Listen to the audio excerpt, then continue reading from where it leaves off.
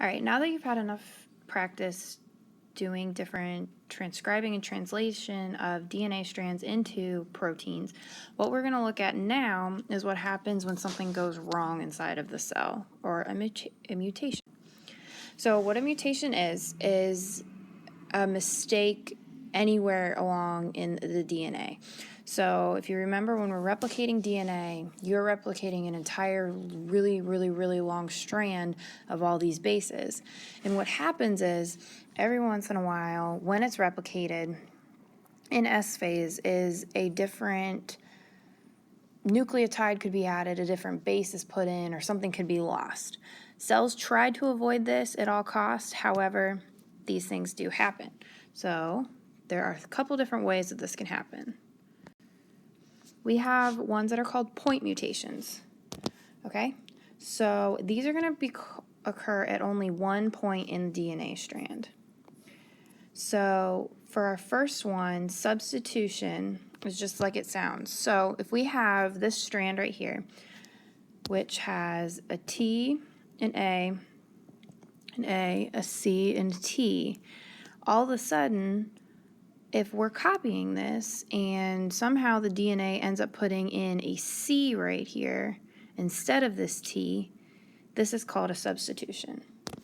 All right, so you're just going from one base to another, you're substituting in a different one. And this can have a couple different effects. Okay, so one of the first effects is called a nonsense substitution. Okay, so this mutation basically means that when you substitute that amino acid in, so when we put that C instead of a T, this is going to cause something to code for a stop codon. All right, so if you look at this first DNA strand, we had our amino acids here, and they were all the same. But when we went from a C to a T here, so just the opposite of what I showed you earlier, what happens is instead of having this repeating amino acid over and over and over, we all of a sudden have a stop codon right here. All right, and this is going to shorten the protein prematurely. This can either make the protein not work, it can make the protein work a little bit, but not in the way it's supposed to. All right, so nonsense basically just means it kind of just like it makes a stop codon, and it doesn't really make sense because it just all of a sudden is way shorter than it's supposed to be. All right, so that's what's called a nonsense mutation. Now, we have another one called a missense mutation. So we had nonsense, which stopped it. And then a missense mutation is going to code for a different amino acid. All right, so if you had one amino acid that was code for, and then all of a sudden we have another one, this has changed now what the protein ends up folding like, or what it ends up functioning like. So if you look at this instance, we have all these histidines right here in a line. So all this DNA base is coded into mRNA, and then the tRNA brings in all these amino acids, and they're all histidines. However, if you look here, when we have a substitution in this spot, we put in a C instead of an A. What happens is, instead of having a huge long chain of histidines, is all of a sudden we have a proline in here instead. Okay, so this is the incorrect amino acid. Okay, this can either cause a malfunctioning protein, which means it could function a little bit, it could not function at all. Right, so all missense means is it makes the amino acid sequence not make sense like it should. So just like we were doing with those sentences a couple days ago, all of a sudden when we had those mutations that your sentence didn't make sense, but it still was a full sentence, this is a missense mutation. Okay, you still have that full sentence, nothing changed as far as length and stuff right here, but we have something else here that is not what it's supposed to be. Right, so it doesn't make sense. Okay, so our last type of a substitution is called a silent substitution. All right, so this just means the effect is silent. So we don't really see an effect on the protein at all. So what's going to happen is when you have a substitution, so like up here, we do an A instead of a G on here. So there's our little guy up there. Okay, so this ends up, when it substitutes, is it codes for the exact same amino acid. Okay, so nothing has changed. We had something change in the DNA, but because once we hit the mRNA and our tRNAs come in, this codon right here, GGC and GGU, all right, are going to both code for glycine. So in this case, we don't have a different amino acid sequence. So as far as your body knows, nothing happened. All right, it has the same exact amino acid sequence, so the protein's the exact same thing. So this is a silent mutation. So obviously this is going to cause no effects in the organism at all. Okay, so this is actually a good thing.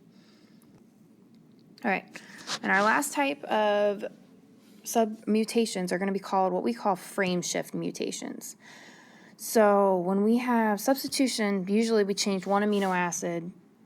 So it either changed an amino acid, it caused a stop codon, or it could have gone for the same one.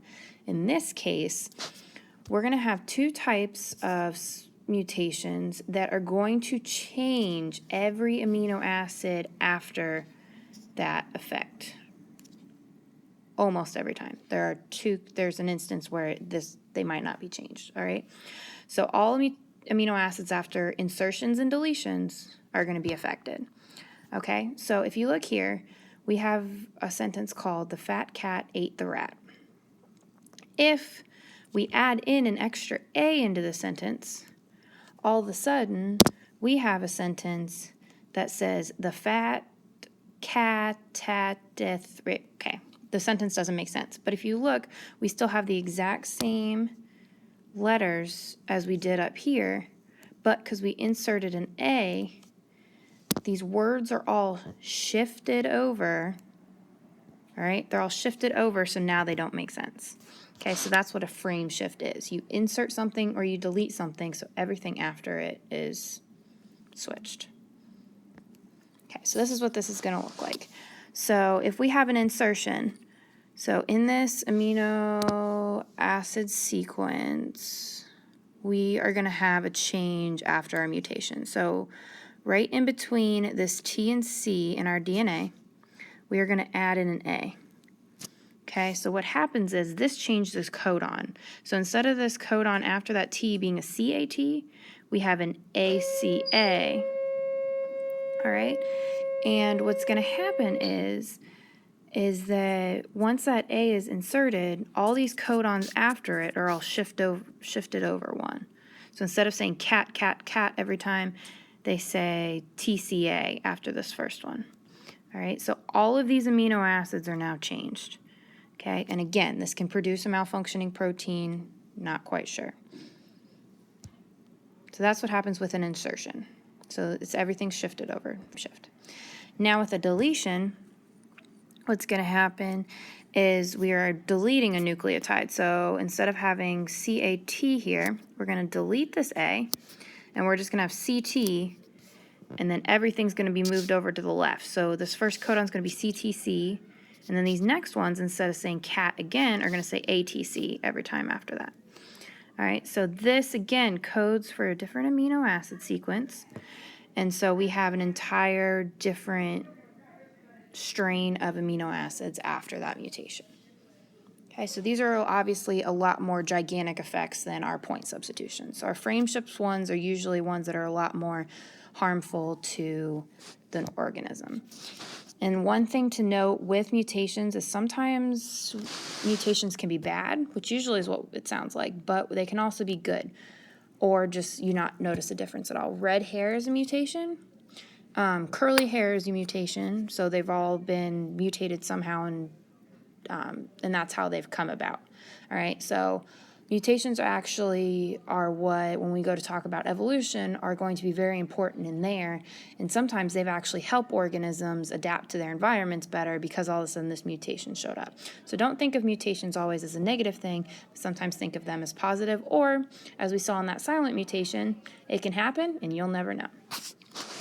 All right, and that's it for mutations.